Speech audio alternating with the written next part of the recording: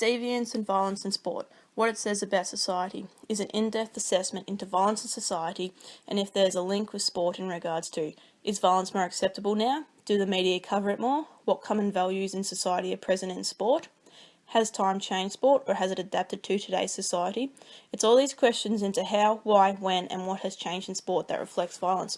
To be able to understand the sport, you need to look at how the game is played and how it has changed over the years and what factors have contributed to it. Historically, there are many influences on society's views and the view of violence in sport. Whether it's a violent sport such as UFC or boxing, or that violence is just a part of the sport such as in AFL and rugby. There are many factors that influence sport and society, and there has been individuals who have created more violence in sport. There are external factors that have influenced sport, and also time changes society's views and concerns. These are images of individuals who have put on a negative image of their sport through violence, and the external factors within the world which have created fear among the violence. Examples of individuals creating a negative image is Mike Tyson biting the ear off his opponent, Barry Hall knocking out Brent Staker, Floyd Mayweather Jr.'s disturbing history of domestic abuse is just to name a few. The external factors of sport that have happened in the world are the rising terrorist attacks, one-punch murders, domestic abuse, and the increase of drug use. Current issues are involving the UFC as a brutal sport. The amount of pain and severe lifelong injuries involved is worrying. With this type of sport, it's concerning that as a society it's seen okay to knock people out and that we are giving it the green light.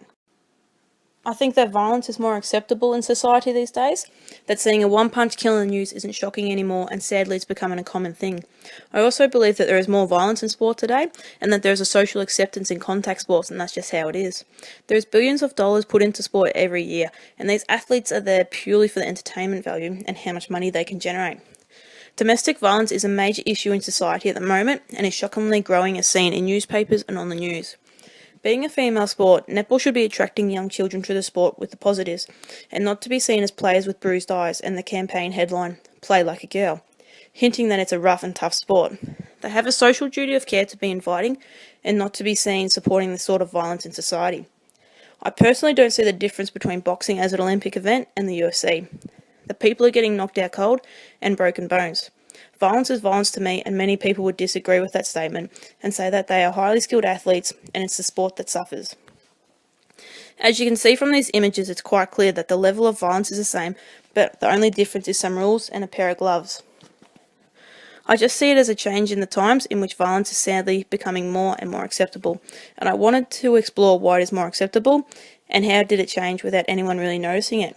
I don't believe there is many major career concerns for a sports management student or pursuing a career in contact sports.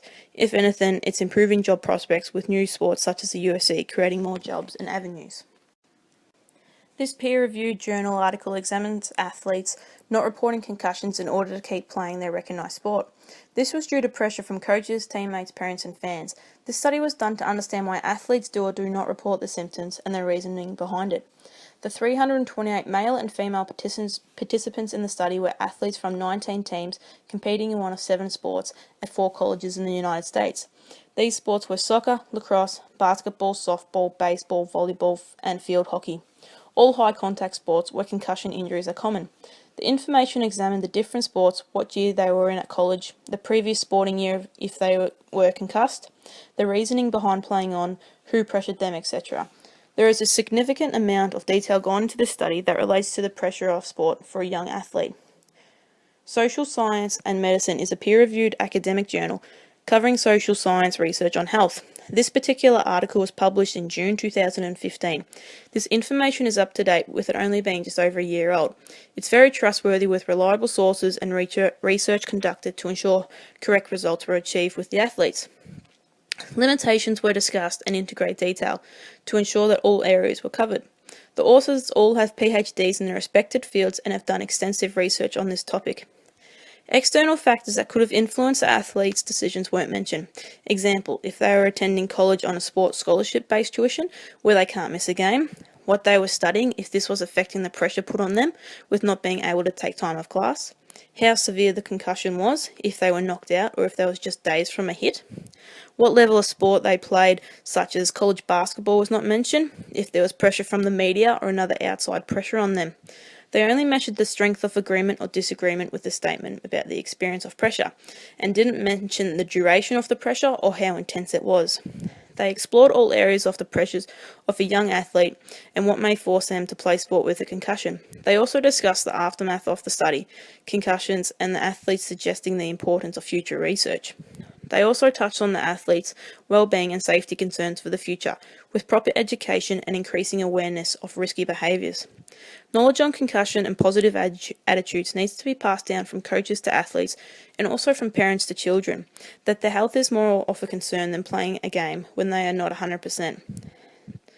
There's a need for the development and evaluation of programming for coaches and parents to encourage critical reflection and to ensure that athletes' safety is priority number one. This journal article examines the link between concussion in sports and mental illness such as depression and anxiety, that being concussed a number of times can lead to mental illness that is caused from extreme blows to the head. An important note stated was that most effective responses occurred at a subclinical level that does not meet diagnostic criteria for a clinical disorder. It was way too early to say yes that concussion causes depression. There's potential for this research to be conducted more into depth. Possible age of the athletes was an issue, with it being college students. They could be under stress from studies, social problems, financial issues that could cause depression and anxiety. There needs to be a focus on a specific sport such as boxing or UFC, where the aim of the sport is to knock out the other opponent. It's stated that in the extreme, these consequences, if ignored or improperly managed, can lead to clinical depression, anxiety, and even suicidal thoughts. Physically, the athletes are affected by dizziness, headache, and nausea. Mentally, they are affected by mood swings, memory problems, difficulty sleeping, and depression and anxiety.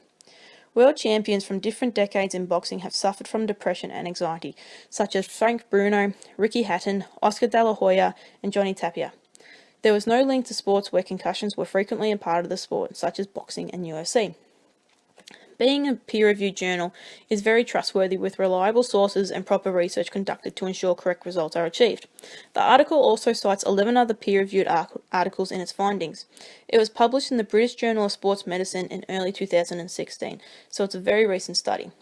The authors have PhDs in their respected fields and also have been involved in concussions, such as a family member or a friend being affected. As I've stated, I believe there needs to be specific research conducted on the sports where concussion is common. This would increase knowledge on this topic and strengthen the article. More info equals more trust. Limitations that exist for this journal and research are pre-existing mental illness of the athlete, family medical history if it's hereditary, only athletes in certain sports were a part of the research, how many times they were previously concussed, research in general on the topic is low, external factors such as study load and drug and alcohol abuse if this contributed to the mental illness. The health implications for the athletes can be very serious, with them being affected after their sporting careers with lifelong suffering. The main issue I saw was that there was no research done on the athletes after they stopped playing sport and how the concussion has affected them. An example would be 5 years after a boxer has retired, they may be suffering depression. Could there have been a link to concussion, but it was overseen? The Ultimate Fighter is an American reality TV series and mixed martial arts competition. The show features professional MMA fighters living together and follows them as they train and compete against each other for a prize contract with the UFC. The series debuted in 2005. Majority of the fighters come from a low socio-economic background or have had a tough upbringing and want to make money for their families and to create a life for themselves. It focuses on the behind the scenes of the sport with the training involved and that they're athletes. It doesn't focus on the violence of the sport or the injuries. It focuses on the determination of the athletes and how hard they train. It also creates TV drama with all the fighters living in the same house. They eat, sleep, train and fight together. When they train, they take the proper precautions with decreasing injuries and protecting the fighters. They train with headgear and shin guards, gloves and chest protectors. I researched the UFC Ultimate Fighter and could only find information on Wikipedia with exact dates, fights, winners and establishment. The UFC official website focused on streaming past fights, future fights, basically all about the fighters, tickets and UFC, nothing on the TV show. With Wikipedia, anyone can change the information on the pages and it's not from the official organisation. However, I believe the information is correct as it's just the fighters' names and winners. It's black and white areas, no grey areas. The show is portrayed as a group of physically fit athletes and provides a background story for the fighters and to promote the sport. It's a cutthroat reality TV series with the fighters being eliminated. With this sort of viewing power and the ability of the organisation, society is not only allowed this sport to take off, but also for it to be a worldwide phenomenon. That fighting is okay if it's under certain rules, same weight, same gender, neutral arena, all for the fame and the money. The article is making a case for stamping out violence in rugby, saying that throwing one punch is enough to be sent to the sin bin and possibly club game suspensions. It will have a zero tolerance policy on all players who breach this rule, that rugby isn't a violent sport and that all people of all abilities can play. They're promoting the sport with the community's views on violence. NRL referees boss Daniel Anderson is the respected person being interviewed, and with his background of being a former coach of the Parramatta Eels and the New Zealand Warriors, it backs his experience off the game. It's a reassuring article for people concerned with the amount of violence in sports and rugby, that parents can let their kids play sport and not worry about being hurt. Anderson has quoted that, "We need to make sure our game can recruit young kids. We've got a duty to the community and to people involved in our sport. There are a lot of swinging voters on our game who could be turned away by certain incidents.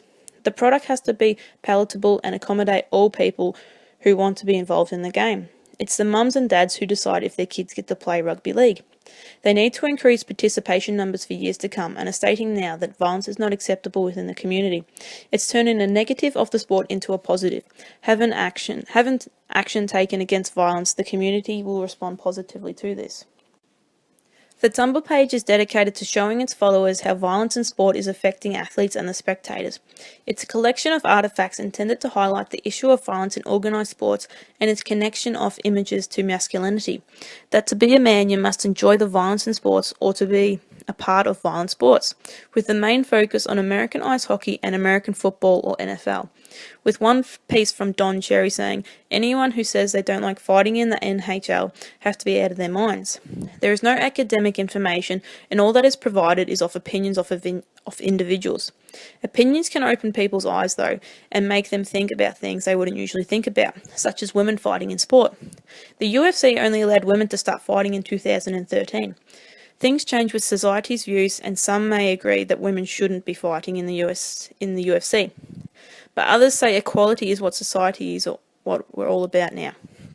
The Tumblr blog is just followers and users' opinions on the matters of sport, violence and masculinity shown on specific sports, mainly American-based, with the focusing on the National Hockey League and the National Football League. It touches on the fact that women's sports are mostly non-contact and that there is less violence in them. They reinforce the notion that violence in sports is directed towards men, with it being difficult to find images of women fighting in sport compared to men. With these opinions, it highlights questions such as, do we protect women in sport because men are stronger? Is society gradually becoming more equal in regards to men and women's sport? Do men need protecting in sport now? Is violence the key to some sports success? Comparison of views, the similarities. Both the information suited their intended audiences with the journal article and the newspaper, TV show and the Tumblr blog.